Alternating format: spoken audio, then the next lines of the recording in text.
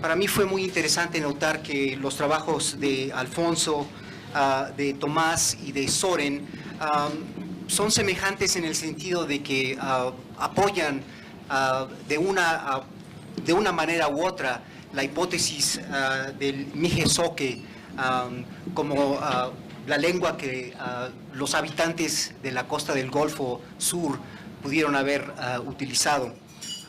Claro, el método de Alfonso fue un análisis epigráfico, concentrándose en una inscripción. El caso de Tomás fue más bien una visión macro-regional, tratando de ligar la evidencia arqueológica con la distribución de la lengua mijezoque.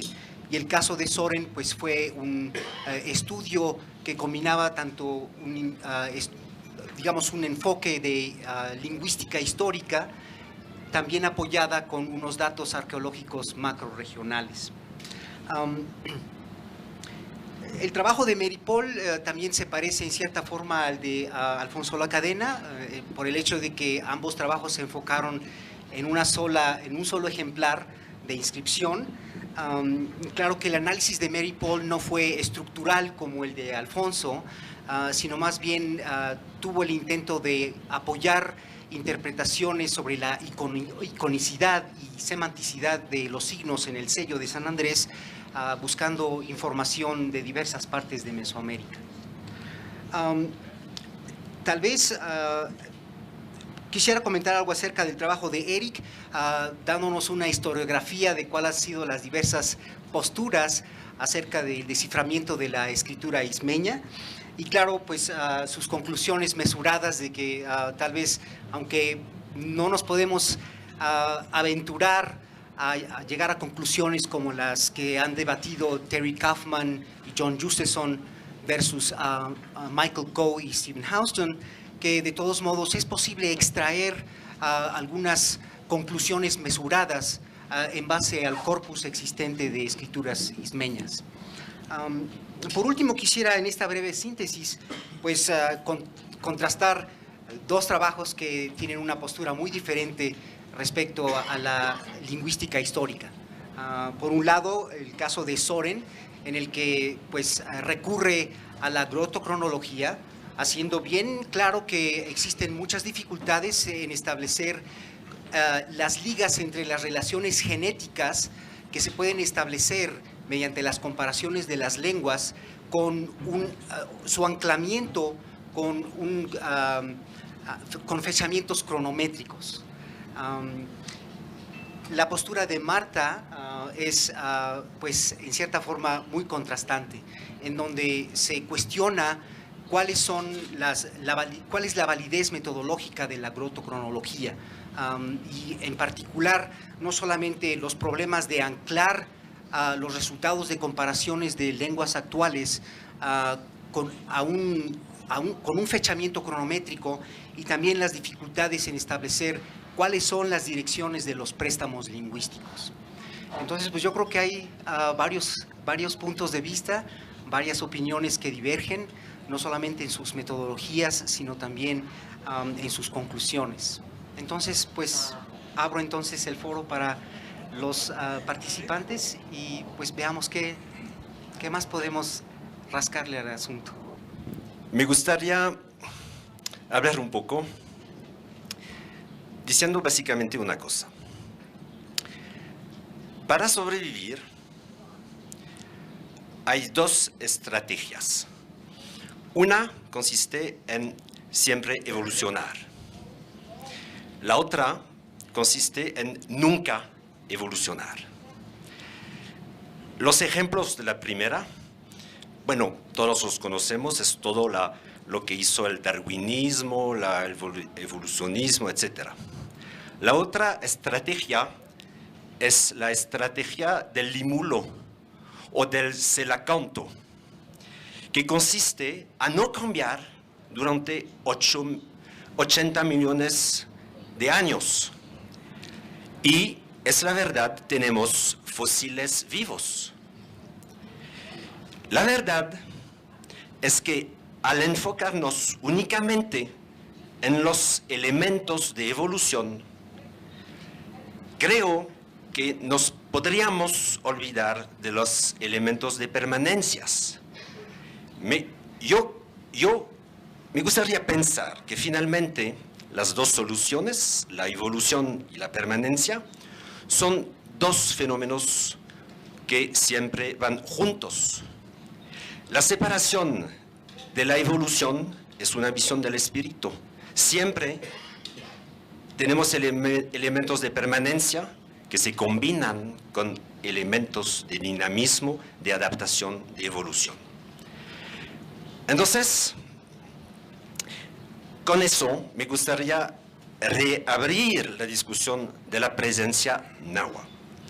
Voy a descartar completamente, porque quizá hubo una confusión con la palabra náhuatl. Hablo de náhuatl si deseamos hablar de proto-náhuatl en 1200 a.C., claro que sí.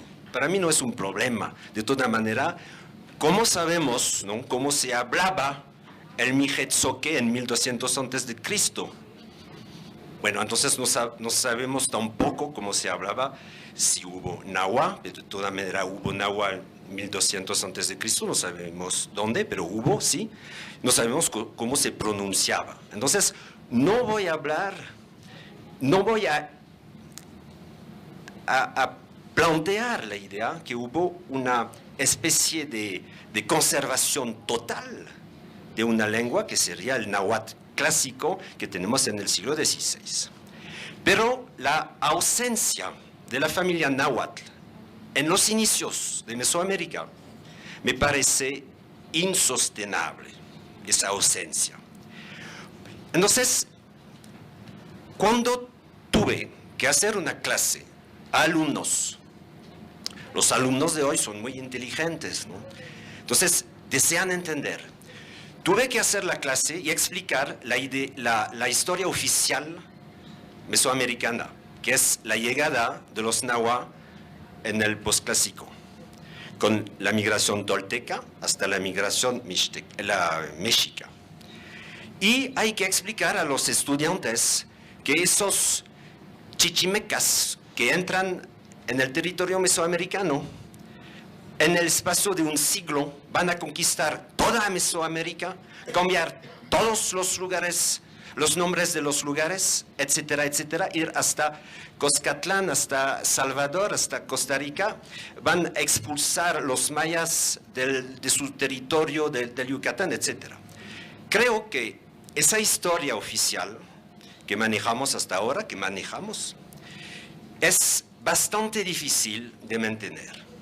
Entonces planteé la hipótesis de la antigüedad de una cierta presencia náhuatl. Y me di cuenta de algo. Y, bueno, claro, es un poco aparte de la zona que nos interesa, pero es interesante. Me dediqué durante 15 años al estudio de la frontera norte de Mesoamérica, en la zona del occidente, entre Guadalajara y Sinaloa. Y tuvimos un proyecto arqueológico ahí. Y yo entré en esta problemática de la frontera norte a través del canal de la arqueología, pero también a través del canal de la etnografía, de la lingüística y de la etnohistoria, estudiando los textos, las crónicas, etc. Y me di cuenta de un fenómeno que me llamó la atención. Los yuto-aztecas, una es que existe una frontera. Los yuto-aztecas que deseaban entrar en Mesoamérica tenían que convertirse al idioma náhuatl. Al interior de la frontera se hablaba un solo idioma de la familia yuto-azteca, el náhuatl. Del otro lado de la frontera, al norte, se hablaba como 200 idiomas, dialectos. Entonces, este fenómeno es lo contrario de la dispersión. Había como una cierta forma de regla del juego, que era que los que entran y pasan al idioma náhuatl. Y de hecho, todo lo que está al sur de esa frontera es náhuatl. Si se toma todos los documentos relativos a la conquista de Nuño de Guzmán, etcétera, de Francisco Cortés de Buenaventura, bueno, todos los primeros que entraron, la toponimia era náhuatl, y se ve muy bien que hay una frontera y arriba es otra cosa. Entonces, yo me di cuenta de que se podía plantear otra idea que el evolucionismo del siglo XIX, pero como una especie de contramodelo, una especie de sistema de acreción. De acreción es lo que significa que un grupo náhuatl va a crecer por la entrada de una parentela, otros yuto-aztecas, que van a convertirse en hablantes náhuatl. Entonces, yo pienso que eso puede ser una posibilidad para nosotros para entender la difusión, bueno, de los rasgos culturales mesoamericanos. Y por ser precisamente nómadas esos proto-náhuatls que entraron en épocas remotas, por ser nómadas, tenían esa aptitud a caminar y a conquistar, porque son poblaciones belicosas. Lo que traté de enseñar el otro día era precisamente que cuando se ve el glifo de la ciudad, se ve el glifo de la ciudad conquistada, lo que significa que había una ciudad, otros llegan y la conquistan y lo escriben, pero eso, la escritura va a ser otra cosa. Pero de toda manera, creo que no podemos eliminar así, de manera definitiva y repentinamente, y olvidar esa idea, porque es mucho más difícil integrar la llegada tardía de los náhuatls para explicar la historia de Mesoamérica, que integrar los náhuatls al inicio del proceso de mesoamericanización. Disculpe por la... Bueno, yo supongo que el comentario que se hizo hace un momento es directamente relevante a los lingüistas duros que están presentes aquí, incluyendo a Marta, a Soren y a Alfonso. Tratamos de identificar homelands por medio de los vocabularios que podemos reconstruir para las familias lingüísticas. Buscamos préstamos para ver qué relaciones hubo, y en este caso también tenemos acceso a escrituras. Son tres vías de establecer ese tipo de correlación, y en ninguno de los tres casos creo que se pueda apoyar una correlación entre náhuatl o una forma anterior de náhuatl y los olmecas, que simplemente no creo que el vocabulario proto-náhuatl corresponda con esa zona climática que tenemos por el Golfo. Eso se tiene que ver, ¿no? O usted tiene que utilizar ese tipo de evidencia para conocernos, ¿no? En cuanto a los préstamos náhuatl que tenemos en Mesoamérica Oriental, pues hay un par que son más o menos tempranos, pero la gran mayoría, incluso los alrededor de 100 préstamos en lenguas mayas, son bastante tardíos. Mientras que pues vemos préstamos de lenguas miquezoques que son bastante tempranos. Así es que simplemente falta la evidencia. Creo que lo que usted está buscando es Mesoamérica o algo así. Está hablando de alguna forma en metáforas. O sea, si vamos a hablar de lenguas, vamos a utilizar métodos científicos precisos para hacer las correlaciones, ¿no? La cosa que no entendí de tu, ¿cómo se llama?, argumento, ¿sí?, es que en primer lugar, náhuatl no es igual que mexica. Claro. Por eso la historia de los que hablan náhuatl no es igual que la historia de los mexicas, la historia estatal de los mexicas que vinieron del norte en lugares recientes. Es contrario de toda la evidencia arqueológica en el Valle de México y alrededor, de los que hablan náhuatl, vinieron muy reciente antes de la llegada de los españoles. Es el primer lugar. Y también hay unos lingüistas que piensan que los de Teotihuacán hablan náhuatl. En segundo lugar, no estoy seguro qué palabra significa, qué significa la palabra náhuatl. Náhuatl es un invento de los etnólogos para designar la gente que habla náhuatl o náhuatl, pero no es una lengua náhuatl. Y por eso es una hipótesis, sí, pero no hay evidencia y toda la evidencia que tenemos es contrario a la hipótesis. Es más que un... Es evidente que todos nosotros aquí conocemos la historia oficial. Es un nombre de las lenguas que constituyen un rama de utoazteca y incluye Posteca, la lengua náhuatl, related to Nahuatl, that was spoken in Oaxaca, and includes El Salvador Nahuatl, which is a different language, and it includes many different kinds of dialectic differences that occur within what's called Nahuatl. So you can, anyway, Nahuatl isn't just a hypothesis when I use it to talk about languages. I'm intending it as a cover term, meaning a Uto-Aztecan language related to Nahuatl, but one that could be included in that larger family.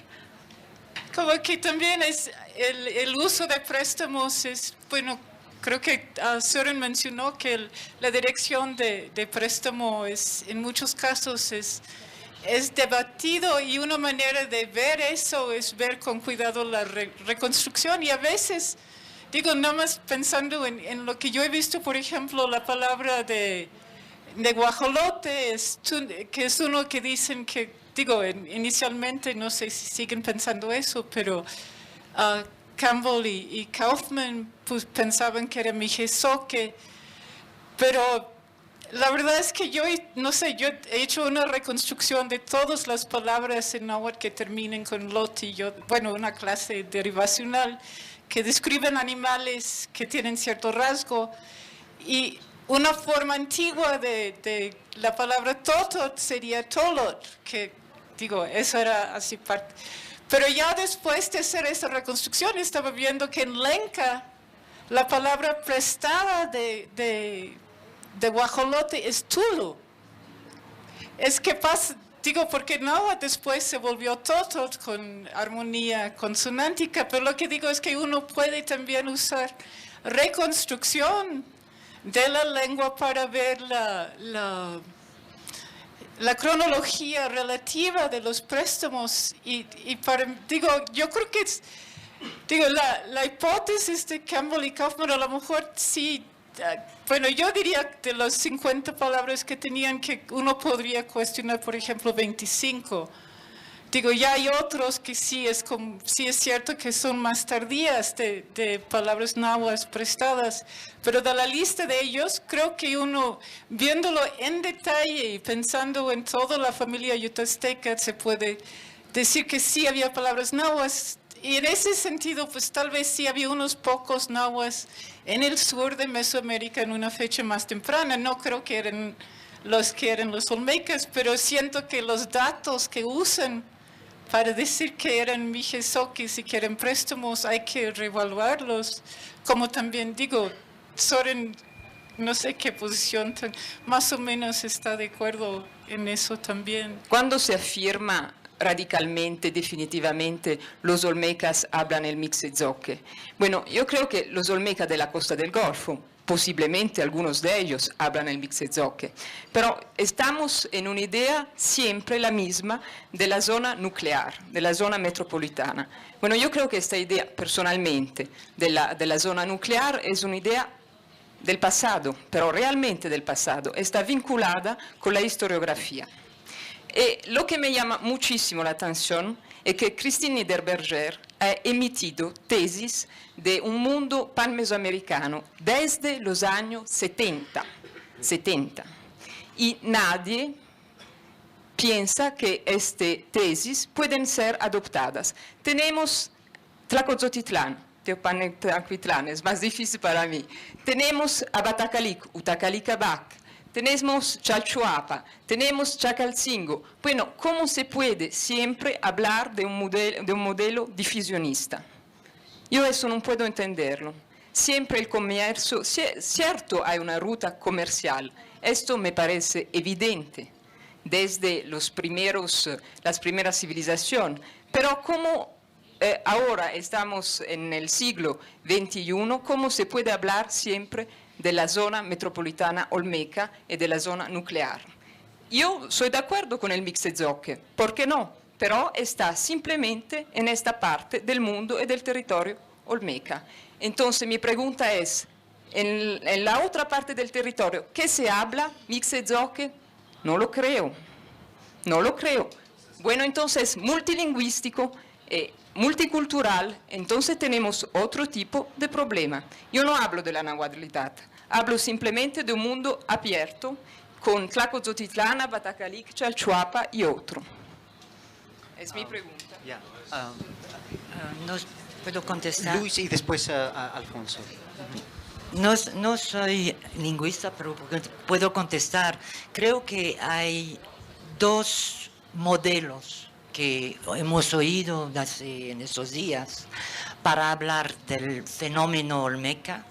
Uno es el antiguo de la zona metropolitana o nuclear, con los olmecas que usaron el modelo de difusión para difundir su cultura y de un modo económico o político o militarístico.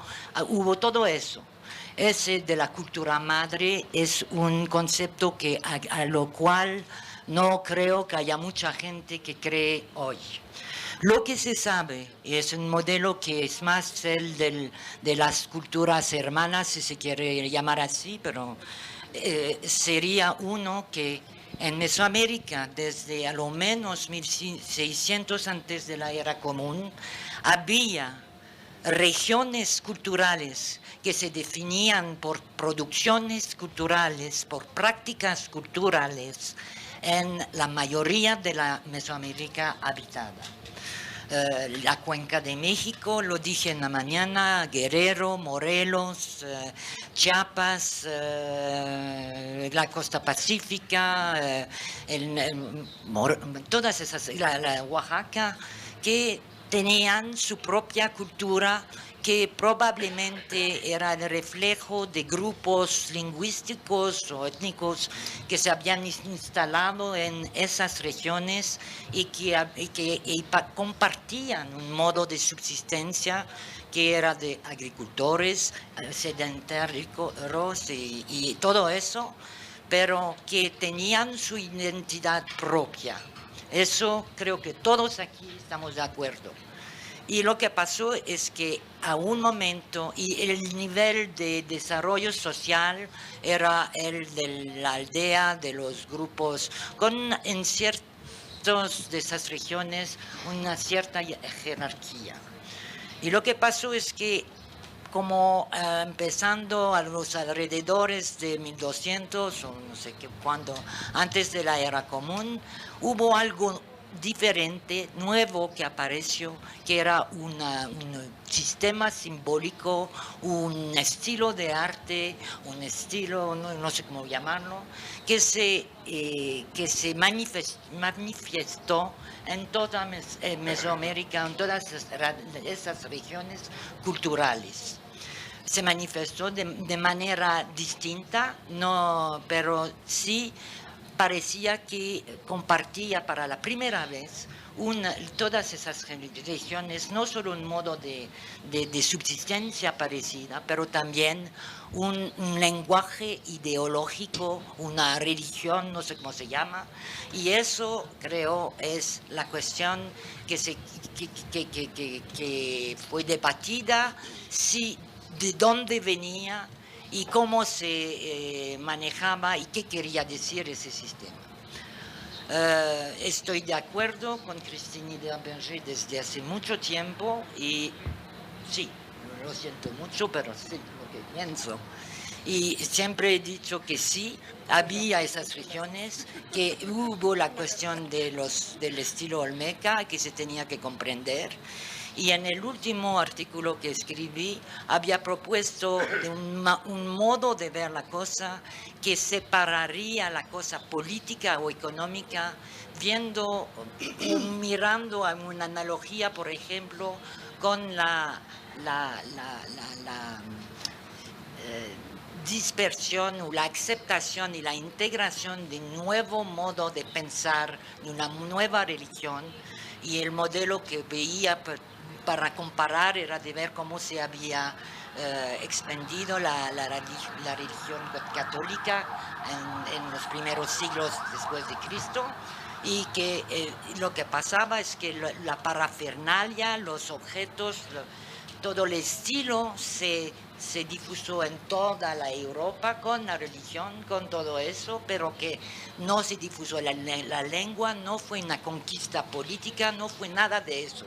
Fue simplemente una ideología que circuló, que fue aceptado y que fue integrado por cada región cultural que existía en Europa, en el Mediterráneo, en esas regiones.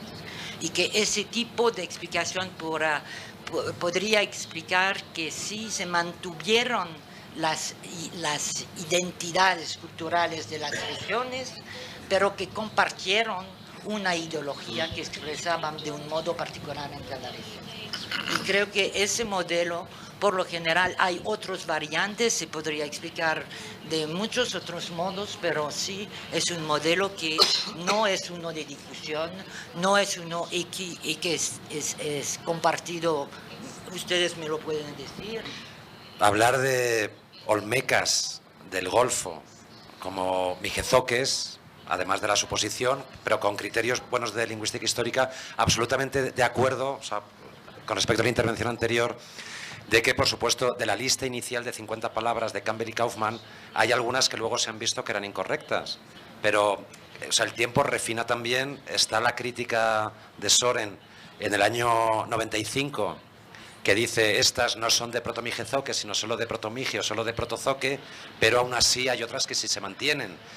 Luego no se agota con esas 50 palabras. Además, podemos ir encontrando otras. O sea, como estuvimos hablando el otro día, es decir, lo que ha ocurrido es que, y es algo muy típico en estudios mesoamericanos, que ideas que se lanzan como propuestas inmediatamente se sacralizan. Desde el concepto de Mesoamérica de Kirchhoff hasta la extensión del imperio, o sea, es esto, el Barlow, de decir, esta es mi propuesta, y inmediatamente al día siguiente es Imperio Mexica. Entonces, hay que discutir las cosas y trabajarlas más, pero aún así, la hipótesis del mijezoque, y por criterios de lingüística histórica, sigue manteniéndose. O sea, no hay otra alternativa, o sea, si no habría salido ya de decir, o sea, pues ha sido el comentario también de Thomas Lee, o sea, que permita explicar en el mismo grado que permite esa hipótesis del mijezoque. Yo, basándome en epigrafía, que es algo que puedo tocar, o sea, equivale a prueba material, aunque, por supuesto, la ciencia, como ocurre en todo, en lingüística, en epigrafía, en arqueología, es algo que hacemos con la información y el método que tenemos en cada momento, y si la información cambia o el método cambia, vamos a cambiar los resultados, eso es así. Pero los indicios que vamos teniendo, los pocos acerca de esa hipótesis del mijezoque hablada en el Golfo de México, que respondería a esa zona especial de concentración de lo olmeca por antigüedad, por la cualidad y cantidad. Ahí sí que está unido en Mijezoque, como aparentemente puede indicar esta cuestión de sintaxis en el monumento del el 13 de la venta. Esto no significa de decir ahora mijezoqueemos todo y hagamos esa simpleza. No, o sea, incluso he dicho antes que eso es exclusivo de la costa del Golfo. Bien, y he dicho y anticipo, o sea, es un trabajo, está pendiente de comprobación, pero precisamente aplicando el mismo método estructural.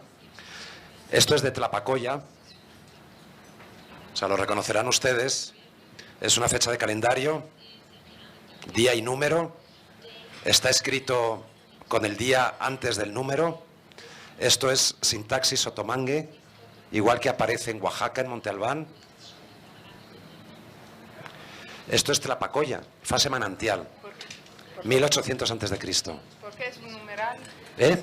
¿Es un numeral? El 1. ¿Y después? ¿Lo que hay arriba? Sí. Posiblemente es un día de calendario. Posiblemente pedernal. ¿Cuál? Sí, no, efectivamente, posiblemente, pero... Yo nunca conozco estudio del calendario.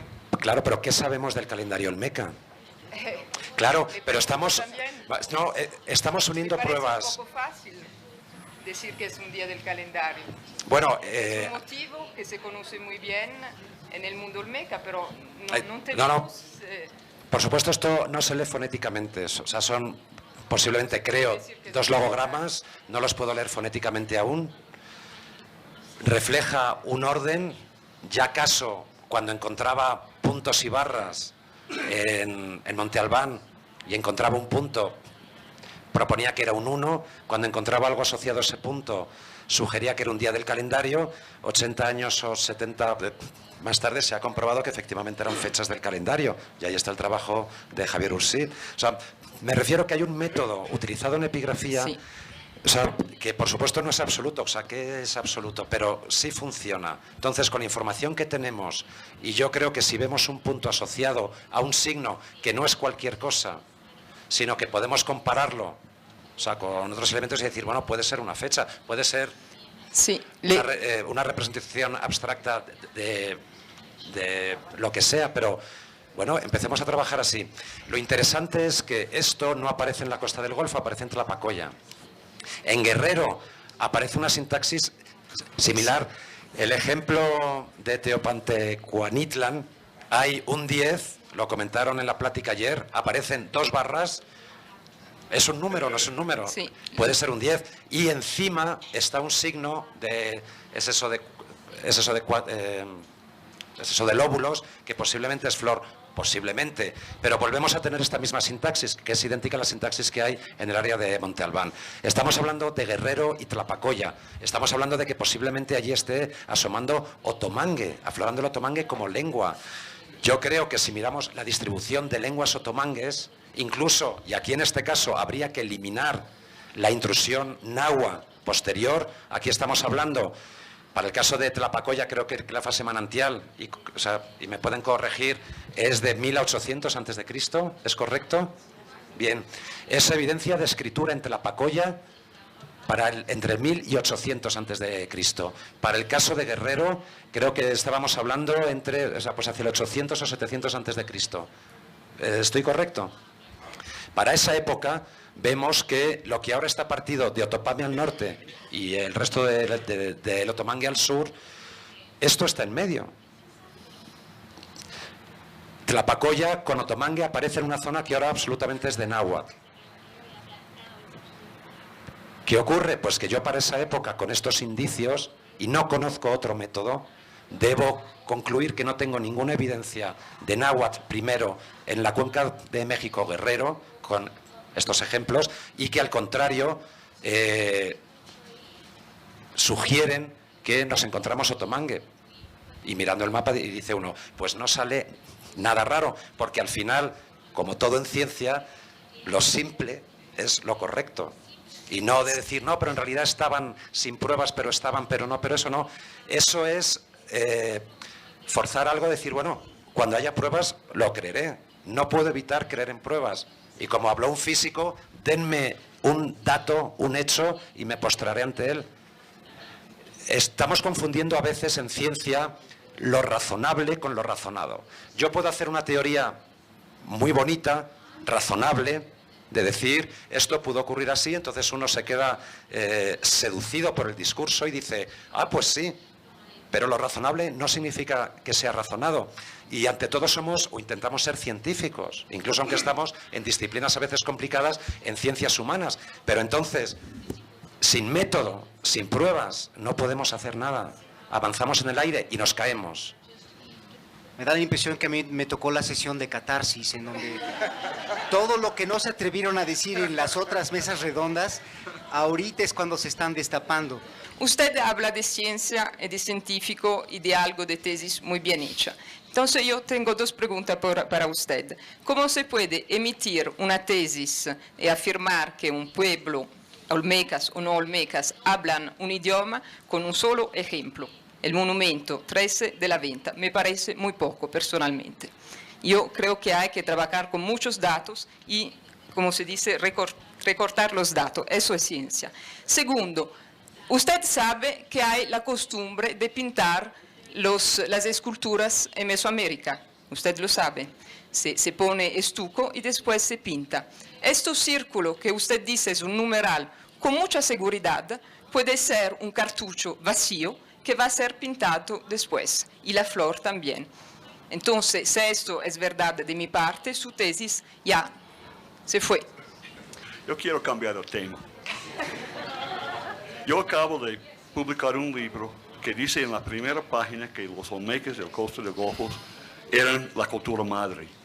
Y lo volví a repetir en la última página, pero no quiero hablar de eso ahorita. Lo que quiero presentar algunas consideraciones practicales para el estudio de escritura antigua. Es una cosa que me ha interesado desde hace varios años. Y si uno ve la historia de desciframiento mundial, se destaca una cosa: casi todos los hallazgos importantes, que sea de la piedra de Rosetta, de las leyes de Hammurabi, de los huesos oráculos de Chino, comenzaron como descubrimientos fortuitos, a veces por saqueo, a veces por exploradores encontraron una cosa. Matthew Stirling descubrió la estela 6 en Tres Zapotes porque lo pegó con su pie, casi rompió su dedo de pie y decidió excavarlo. Y así han sido casi todos los descubrimientos. Me interesa mucho avanzar el estudio del sistema de escritura transismiano o transismístico. Ya casi no puedo hablar. Algunos dicen ojalá, pero hace 10 años armé un proyecto arqueológico en La Mojarra, con la colaboración de Sergio Vázquez de la Universidad Veracruzana y un grupo de estudiantes muy buenos de la Universidad Veracruzana, y con apoyo económico de la Universidad de Alabama, la Universidad de Veracruzana y la National Geographic. Mi intención era buscar sistemáticamente piedras nuevas con inscripciones para aumentar el número de ejemplos, porque como yo creo que todos ustedes estarán de acuerdo cuando digo, no se va a poder avanzar el estudio de ese sistema de escritura sin más ejemplos, y ejemplos descritos que se puede comparar uno con otro. A mí se me hacía que La Mojarra era el lugar perfecto a hacerlo. En fin, armamos un proyecto de 5 meses con la ayuda del doctor Luis Barba de la UNAM, con sus equipos de magnetómetro y otros implementos, haciendo un recorrido sistemático del sitio, buscando anomalías que podrían ser monumentos de piedra. Luis y su equipo encontraron 3 monumentos, o bueno, 3 anomalías. Yo pensaba que eran monumentos y que yo iba a ser muy famoso para el resto de mi vida, el más famoso arqueólogo del siglo XX. Lo excavamos y eran unos pinches hornos de cerámica. Ese no se gana la fama para nada. Pero mi punto es que hicimos un recorrido sistemático y no resultó. Y hay muchos problemas con la Mohara hasta la fecha. Yo creo que la estela es auténtica, el texto es auténtico, es viejo, es de la misma edad como el dibujo del hombre que está parado ahí. No sé por qué se encontró ese monumento en la Mohara. Y a pesar de lo que han dicho en las publicaciones, hasta hace 50 años ese monumento estaba parado en la orilla del río. Se cayó hace como 50 años. Toda la gente del pueblo sabía dónde está. Hasta los niños se paraban ahí para nadar. Pero si no comenzamos a buscar sistemáticamente inscripciones, no vamos a poder resolver ese problema y yo no sé si Kaufman y Justison están correctos o no. Yo no soy lingüista, no soy epigrafista. Y yo no sé si ellos tienen razón, si Halstead y Coe tienen razón, eso, no me dedico a eso. Pero hay muchos arqueólogos aquí que me gustaría que pensaran en el problema y que se armen un intento sistemático para enfrentarse con esa pregunta. Porque lo que yo sé, hay solamente una inscripción transísmica que se encontró en una excavación arqueológica, y eso es de Chiapa de Corzo, el fragmento. Todos los demás, desde la estela de la estatua de Tuxtla hasta la máscara que acaban de publicar Halston y Co., han sido piezas o saqueadas o encontradas por campesinos o sin contexto. Y el contexto es importante, pero también aumentar el número de ejemplos del texto es importantísimo. Dick just mentioned archaeological context, and I'd like to comment on that, as well as the use of the term Olmec with respect to some of these monuments. Monument 13, as I recall, was excavated in 1943 by Waldo Wadle. He describes it as occurring within the drift sands which buried structure A3 and the ceremonial court in front of it. These drift sands accumulated over La Venta after construction ceased, after the site ceased functioning as an Olmec center. The monument was later described by Phil Drucker in the report on the 42 and 43 excavations as being on top of the red clay beneath the drift sands. But Drucker was not there in 1943 when Waldo Wadle did the excavation. So Wadle's description has to be given greater weight. So for Wadle, the monument occurred in a post-Olmec context. Now the other aspect to this, that's the archaeological context. So far as I know, no archaeologists who worked at La Venta ever thought of Monument 13 as being an Olmec monument.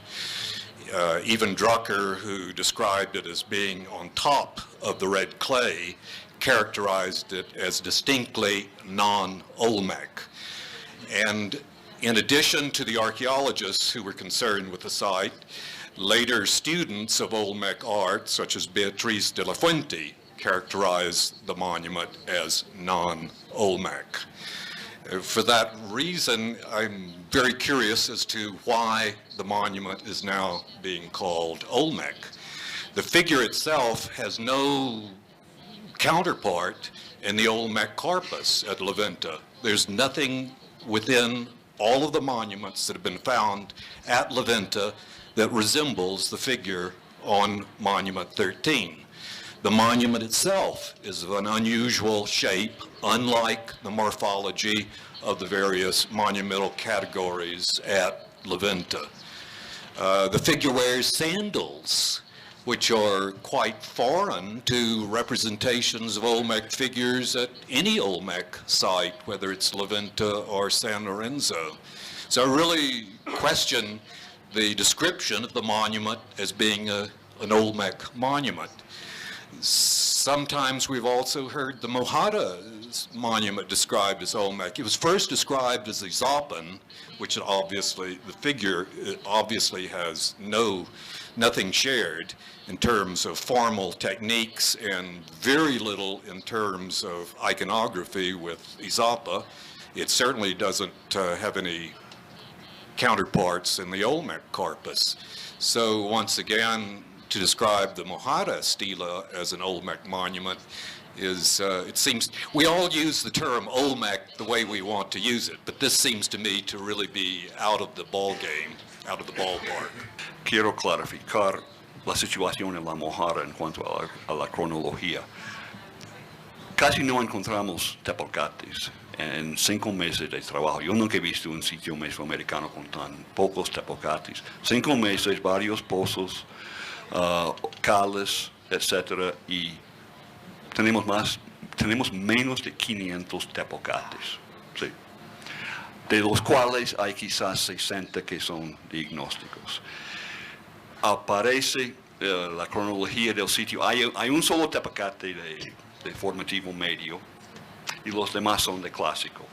Hay un entierro sin asociaciones, sin cerámica, sin nada, que Sergio consideraba como postclásico. Eso es lo que tenemos, francamente, de la cronología. Y no hay nada que yo llamaría Olmeca sobre la Mohara. En parte a mí me da mucho gusto que haya esta serie de discusiones polémicas cuando se trata de una investigación básicamente sobre arqueología. Pero viene a mi memoria uno de los principios de los primeros arqueólogos ingleses, Sir Mortimer Wheeler, que dijo: no estamos excavando para sacar restos culturales, estamos desenterrando cómo vivían las personas que los crearon. Y creo que eso es lo que estamos haciendo, y me da mucho gusto de que todas las se pudieran hacer más y más investigaciones multidisciplinarias. Estamos tratando de que lleguen a ser interdisciplinarias con este tipo de mesas redondas, pero la que haya diferencias entre las opiniones de los propios arqueólogos es muy común, estamos acostumbrados. Y cuando entran otros aspectos para analizar a través de los materiales encontrados, reconstruir situaciones sociales o políticas o religiosas que están muy conectadas, y entra también dentro de lo social lo lingüista, me parece que se puede enriquecer. Está, digamos, está en una etapa aún de discusión hasta dónde entra y hasta dónde es válidas.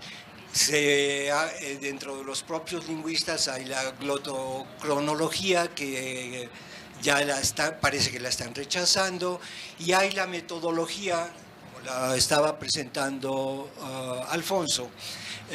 Hay la metodología, pero hay la crítica de el que ha presentado un sistema tan metodológico, solamente se base en una vasija para decir que ese glifo puede ser calendárico. Habría que encontrar ese glifo perdido en 500 ejemplos para decir, creo que esto es calendárico. Numerales pueden ser puntos, chalchihuit, pueden ser muchas cosas, un punto. Edmund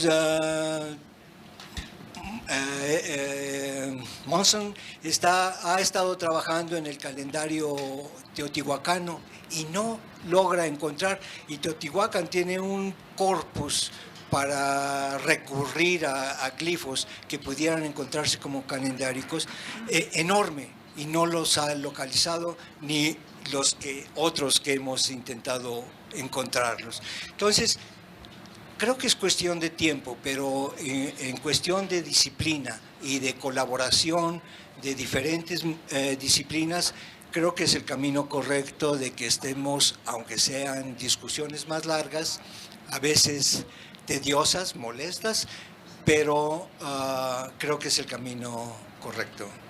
No sé si da la impresión de pelea o algo así, o sea, como alguien, eso antes ha dicho, no, ahora hay lucha o hay polémica. No, en realidad no, o sea, son diferencias entre colegas, evidentemente, como siempre ha habido. O sea, cuando he hablado antes de ciencia y de método y cosas así, las cosas cambian. Por supuesto puedo estar equivocado, otra persona puede estar equivocado, puedo estar acertado, otra persona puede estar acertada. O sea, y cambia, y yo no cuestiono a la arqueología en general o a los arqueólogos, y desde que estudié la carrera en los años 80 hasta ahora, continuamente veo que los arqueólogos están cambiando fechas y moviendo y saliendo, y no se me ocurre pensar que no trabajan científicamente. O sea, sino que pienso que, bueno, con la información disponible hasta un momento dado, se ha pensado otra cosa. Cuando aparezca otro sitio, si hace falta cambiar una conclusión, se cambia, si aplicamos buen método. He considerado un solo texto. No es porque haya desechado 1000, es que no había más que uno. O sea, entonces es con lo que hay. Propongo eso. Que viene otro epigrafista y propone otra cosa, adelante, o sea, que me convence, igual que yo he aplicado el método diciendo, estructuralmente es esto. Entonces, el tema de esto de Tlapacoya, si ustedes, insignes iconografistas y arqueólogos, consideran que esto es cualquier cosa menos un 1 con un día de calendario, pues adelante. Que puede haber algo en ese punto, es en cerámica incisa. Yo creo que no hay nada. Y además esto es algo que ya se apuntó en el artículo, es eso de la arqueóloga, o sea, publicado hace unos años, y además esto es un tipo de material que se conoce hace tiempo y que nunca ha sido considerado. Si el 1 puede ser cualquier cosa como un chalchihuite, pues vayámonos al ejemplo de Guerrero, que hay 2 barras. No sé qué más puede ser en iconografía un par de barras, a lo mejor muchas cosas y un par de barras con una cosa del lobulado puede ser en iconografía otras cosas. Por experiencia epigráfica que tengo, en el sistema de puntos y barras de Mesoamérica eso es un 10. Y lo que hay encima incluso es un tipo de signo que se conoce en el calendario de Mesoamérica y puede ser o flor o movimiento. ¿Que hay otras alternativas? Pues adelante, o sea, si hablemos y discutamos. Pero en esos contextos, no aceptemos esto, estupendo. Cuestiónenme el 10 de Guerrero y cuestiónenme que el 10 está abajo, igual que en Oaxaca. Adelante. Hablen ahora a lo mejor diciendo, no, es que eso se lee de abajo arriba. Puede ser, pero a veces... Está fracturado en donde está el 10. ¿Cómo? Hay una fractura de la... Ajá, sí, pero encima está el elemento ese. Bueno, si es, a ver, hay muy poca información epigráfica que podamos utilizar para esto, poquísima. Que ojalá pudiéramos utilizar más, pero por ejemplo el tema del monumento de la venta con el numeral primero, que propongo que es un 1, que se puede criticar, por supuesto. Propongo que es un 1, que está al principio en sintaxis. Podemos ir al ejemplo del 6, posiblemente viento, que hay en Tres Zapotes. Está escrito arriba también. Podemos ir al ejemplo de San Andrés, es eso, que del 3 está escrito a la izquierda. Vemos que en esa zona hay una sintaxis recurrente en la que al menos el numeral se escribe antes del día. Entonces, eso es un ejemplo. Hay 3 ahora. Bueno, pues eso, es que no hay más que 3. Pues analicemos esos 3. Ojalá aparezca en el archivo de un palacio o de un templo y encontremos cientos de inscripciones o miles. Ojalá. Pero es lo que hay y funcionamos siempre con la información que tenemos. ¿Hay alguien aquí que piense que de verdad una escritura nace de la nada, que lo hagan cabalmente, así de un jalón, así con todos sus signos, todos sus simbología, todo, si tuviera fonético o no, etcétera? Pero es que para mí parece tan razonable. Nadie contestó. Yo espero, si alguien que crea que hay una escritura que un un tlaquihuil lo sentó y lo jaló del semilla de ololuyuki o de los peotes, ¿no? Pero digo, es que vemos desde la iconografía, se ve por ejemplo en Izapa, casi no hay elementos aislados que pueden ser pseudoglifos, ¿no? O grifos primarias, ¿no? Como ni sé cómo llamarlos, pero dentro del texto, dentro de los dibujos, hay una serie de símbolos iconográficas que sí parece que aparecen a formas ya evolucionado dentro de la cultura maya, escritura maya, del mismo forma, más o menos. No quiere decir que tuvo el mismo significado antes, pero como evolución, que se hablaron varias veces aquí o en la tarde, no es razonable pensar que la escritura va a empezar lentamente y que se va a ir construyendo en base de una serie de símbolos que significa algo a los élites.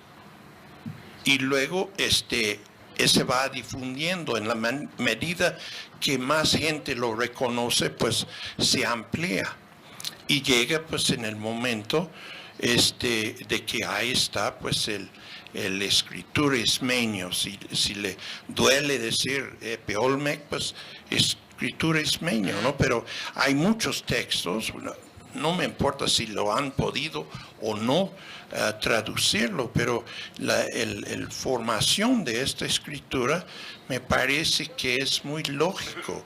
No quiere decir que así fue, pero por lo que hemos excavado, es como el doctor de la cadena tiene que disculparse porque hay solo un ejemplo, pues ni modos, ¿no?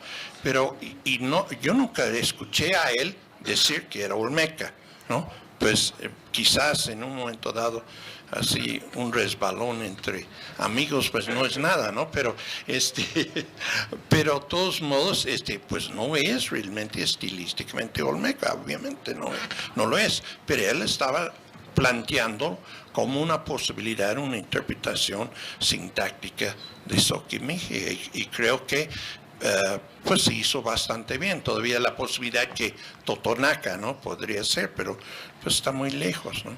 Entonces, pues yo nomás pienso que quizás estamos haciendo una tempestad en un taza de té, porque no siempre hemos trabajado de lo conocido hacia el desconocido, o lo conocido hacia lo desconocido, y que tenemos que excavar más, no cabe duda, trabajar con más precisión, más sistemáticamente, así lo comprobaron en la mañana, la necesidad de hacer equivalencias entre reconocimientos arqueológicos y el problema de definir un tamaño que es un sitio, ¿no? Es una acumulación de tepalcates, o es varios edificios o un montón. Teotihuacán tuvo el mismo problema y se cayeron en el error de definir un taller de obsidiana en cualquier muestra de superficie que tuvo más de 7 lascas de obsidiana, y eso no se vale, pues, porque puede ser ni remotamente parte del desecho de un taller, ¿no? Lo vamos prendiendo y vamos mejorando, pero no creo que es para que nos mandamos a algunos hasta Siberia o lo que creo que sería hasta Chiapas, ¿no? Conmigo, así que a sufrir el destierro por haber atrevido de discrepar. Yo he aprendido mucho y les agradezco su paciencia conmigo y también con pero la organización, la forma en que está construido este Mesa Redondo es diferente a cualquier otro que yo he participado, y creo que, aunque no he visto aquí grandes arreglos, ¿no?, entre todos nosotros, pero quizás eso no es lo que esperamos, pero el método sí está, porque estamos aquí sin el público, sin esas complicaciones que eran en otros foros, ¿no?, que complica tratando de llegar a un acuerdo. Tampoco vamos a legislar, ¿no? No vamos a votar si tiene Oscar, el doctor de la cadena, razón o no, no vamos a votar, ¿no? A ver si, pero sí, cada quien vaya decidiendo, pues, más o menos como lo vean los problemas y como las soluciones. Bueno, un factor muy importante en el entendimiento de las lenguas y sus ubicaciones es la continuidad histórica. Así, en Oaxaca, en los Altos, Puebla, esta área, pensamos que los restos arqueológicos corresponden a los grupos de lenguas otomangue, porque hay mucha diversificación de las lenguas otomangue, igual en la zona del Istmo. O sea, hay presencia hoy en día de los mijezoque y hay evidencia de la diversificación. Ahora, si la escritura empezó en San Lorenzo, por ejemplo, en la zona istmeño, no es posible que se extendió a Oaxaca y se extendió a Tlapacoya, y era escritura mijezoque, pero los grupos que utilizaron o recibieron la escritura eran otomangue, zapotecos o otros. Así que, en base a la estructura de la escritura temprana de Monte Albán, ¿qué vamos a decir? Que es, en términos de escritura mijezoque, pero utilizado por zapotecos, o en qué momento es escritura zapoteca. Y pregunto a Alfonso y a Javier también. Tu punto es muy importante porque sabemos que hay otras tecnologías de escritura en otras partes del mundo que siguen el mismo inventario de signos con pequeñas modificaciones, pero codifican diversas lenguas. Eso, por ejemplo, no se ha explorado en este caso. La refutación que Stephen Houston y Michael Coe han hecho sobre esa mascarilla presenta la posibilidad de que, y si por ejemplo se está utilizando un sistema de escritura que gráficamente es muy semejante al de la mojarra, pero que está codificando otra lengua, entonces su refutación quedaría completamente invalidada. Les puedo dar un ejemplo muy claro, Alfonso también supongo que podría apoyarme en esto, de cómo hay ejemplos históricos de la misma tecnología de escritura que es capaz de codificar múltiples lenguas. La tecnología cuneiforme se sabe que se utilizó en lo que ahora es gran parte del Medio Oriente para codificar un mínimo de 10 lenguas diferentes. La respuesta a este problema respecto a Mesoamérica tal vez me remite al comentario que hizo Caterina, que tal vez deberíamos también considerar, por todos los datos que hay arqueológicos de una gran interacción entre múltiples regiones de Mesoamérica, que ya no es posible seguir pensando en estas islas que tienen fronteras bien definidas, sino que, en mi opinión, podríamos considerar viable, al menos como una propuesta heurística inicial de análisis, la posibilidad de que encontremos en Mesoamérica similares tecnologías de escritura capaces de codificar diferentes lenguas. En Guerrero, en la escultura 2, tenemos efectivamente la representación de 2 barras y una cosa así que yo he interpretado como flor y está completa. Es decir, no hay nada de fractura. Pero este es en Topantecuanitlán. Sin embargo, en las pinturas de Ostotitlán, hay una pintura, hay un fragmento de pintura que se robaron, ¿sí?, que es un ave con tres o cuatro, pero son círculos. Entonces, si se ha considerado eso como numeral, es decir, un glifo con numeral, entonces, entre los mismos olmecas, en una región tan pequeña, en Guerrero, tenemos dos sistemas de representación de numerales.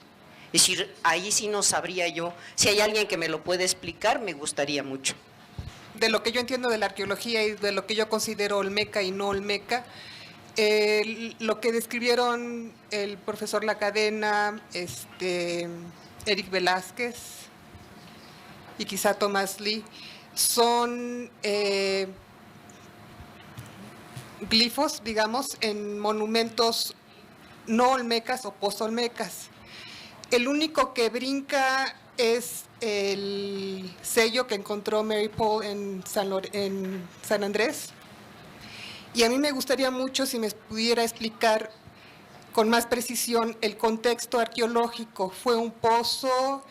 ¿Esta fecha de 600 y tantos antes de Cristo estaba directamente asociado o nada más es una fecha genérica del pozo o general del pozo?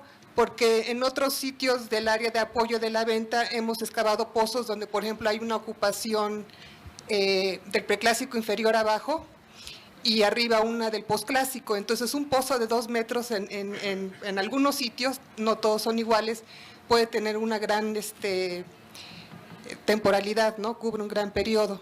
Y las fechas son de la cerámica, el estudio de Christopher Van Nage, también con fechas de radiocarbono. Tenemos fechas de radiocarbono de esas mazorcas de maíz que estaban también en este depósito. Creemos que es un depósito de una fiesta con platos grandes y cosas para traer bebidas, muchos huesos. Quizá también una pregunta que he tenido desde que publicaron el artículo en Science es si han considerado ustedes que ese sello, al igual que los pequeños fragmentos de jade, que todo cabe en una mano, pudieran haber sido algo importado de otro lado y no necesariamente que haya sido algo que fue manufacturado en la venta, ¿no? Especialmente si es un contexto de fiesta, pues hay más ocasión de que viene gente de otros lados para estar presente en la fiesta, ¿no? Sí, es posible, pero es de una clase de piedra verde que es igual a otros piedras verdes que tenemos allá. Y en la venta hay un lugar donde trabajan piedras verdes, ¿verdad? Eso lo reporta Rust, pero Sí. no presenta evidencia. Ajá, Yo hasta la fecha sí. no lo creo mucho porque en sus materiales que dejó en la bodega no hay algo que se pudiera llamar un taller. Ah. Okay. Entonces, es posible, pero con el sello, la pasta del sello es el mismo que la pasta de otras cosas, como dice Christopher Van Nage, que es igual que otras cosas de cerámica en nuestro sitio. Y por eso creemos que el sello viene de cerca del sitio. Quizás he hablado demasiado en los últimos 3 días, pero quiero repetir algo que dije el otro día. Y quiero extender mis gracias a Rebecca, a Moisés y todo el comité por haber organizado esta fabulosa mesa redonda y por haber haberme invitado a mí. En 1966 yo presenté mi primera ponencia profesional aquí en este museo como estudiante en el aula, ahí, el Jaime Torres Bodet. Y es como un ciclo grande, una rueda que se ha vuelto y aquí estoy otra vez. No sé si voy a estar aquí de aquí 48 años o tanto así, pero bueno, tan decrépito que... Pero esa mesa redonda ha salido muy bien en muchos sentidos, no como las anteriores que llegaron a una serie de conclusiones de acuerdo, porque obviamente no hay muchos acuerdos aquí, ni en qué quiere decir Olmeca, ni nada de eso. Pero hemos sacado al aire unas cuestiones importantes y el libro que escribí ya necesita revisar, no lo voy a hacer hasta que vendan todos los ejemplares que han publicado, pero las cosas van cambiando y eso es una de las cosas excitantes de la arqueología olmeca, las cosas se están cambiando rápidamente. Yo quisiera agradecer en nombre del comité académico los visibles y los invisibles, los tangibles y los intangibles, que no somos otros que Sergio Raúl Arroyo, director general del INA, Teresa Uriarte, directora del Instituto de Investigaciones Estéticas de la UNAM, Beatriz de la Fuente, Rebeca González Lauc, Naún Noguera y quien hace uso de la palabra, el secretario técnico del INA, para agradecerle su presencia. We want to thanks to our American friends to stay here, to accept the invitation to this round table that is very important for us. But more than your academic work, we want to thank you for improve the relationship between Mexico and the United States. The neighbors no distance, the neighbors close. Nous voudrions aussi remercier beaucoup nos amis francophones qui viennent de la France, du Canada, de la Belgique. Nous sommes très contents de vous accueillir ici, dans ce pays que vous aimez. Et nous voudrions manifester notre désir d'accueillir beaucoup plus de gens de la langue française qui nous aident à découvrir et connaître notre passé lointain. Así también a nuestros compañeros que vinieron de España, de Guatemala, a Soren, que no le puedo decir nada en danés, ni a nuestro amigo de Japón, Irashai Mase, bienvenido, y a los compañeros de otras instituciones como la Universidad de Veracruz y otras que nos acompañan, a nuestros compañeros evidentemente de la UNAM, con quienes hemos sido socios. Particularmente quisiéramos agradecer a nuestros compañeros del INA, arqueólogos, a todos los que están en esta mesa, porque hacen su trabajo cotidianamente en condiciones muy difíciles. Más allá de la voluntad de la autoridad del INA, o lo que llamamos la autoridad, de pronto la forma en que trabajan es con muchas limitaciones. Y si se ha podido avanzar en el conocimiento que todos y cada uno de mis compañeros del INA han podido presentar, ha sido en mucho por su voluntad y su compromiso, además de la institución. Quisiera al final, pero no a lo último, como se dice en inglés, agradecerle a Naún Noguera y a su equipo, que fueron quienes hicieron toda la logística del evento, desde el aeropuerto hasta el día de hoy, hasta este momento, que es una labor...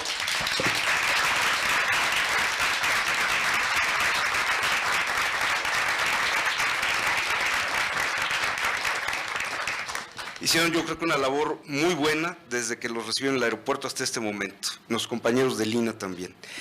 Quisiera anunciar que efectivamente coincidiendo en el éxito que ha tenido esta mesa redonda, así como hemos hecho con la de Teotihuacán, Monte Albano, Palenque, para el 2007 el Instituto Nacional de Antropología e Historia convocará a una nueva mesa redonda sobre olmecas. Creo que es la mejor conclusión que le podamos dar a esta mesa, además del vino. Muchas gracias a todos por su presencia.